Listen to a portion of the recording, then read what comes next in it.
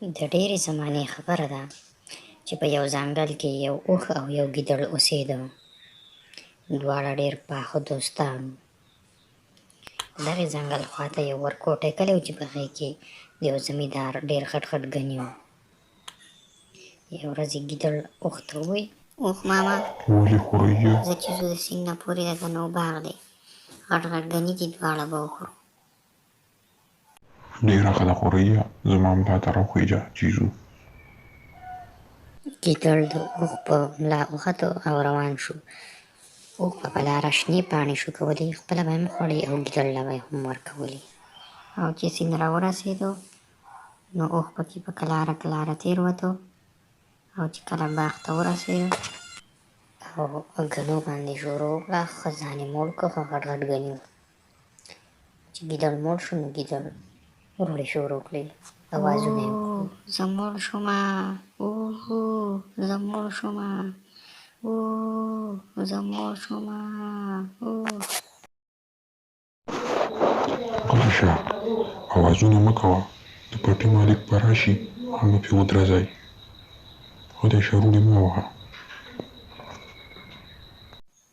نه ماما، دا زما عادت دی چې زه په ګېډه موړ شم نو زه بیا نارې وهمه. اوهو زه موړ شومه، اوه. چې مالک د اوازونه واورېدو نو ګډان په لاس راغی. ګیدړ خو ترې نه پټ شو، خو اوښ نه شو پټېدی ځکه چې دنګ و او غټ و. نو په اوښ باندې یې ګوزارونه وکړل او ښه سم یې وډباوه.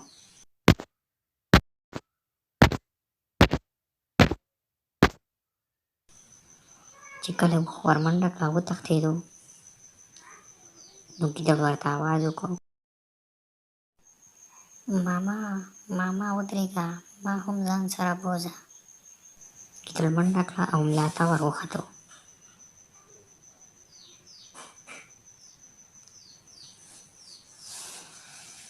کله چې په لاره روان و نو اوښ سوچ کوو چې اوس دې زه خپل بدل څنګه واخلم، ځکه چې د ګیدړ د لاسه ما وال وخوړه. نو چې څنګه سیند ته ورسېدو نو د سیند په منځ کې اوښ څملاستو.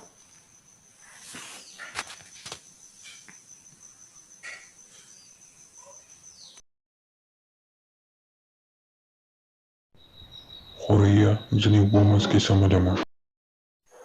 مه که ماما، داسې ونه کړې، زه به ډوب شمه. دا هم زما یو عادت دی، زه چې خوراک وکړم هغې نه وروسته زه څملمه.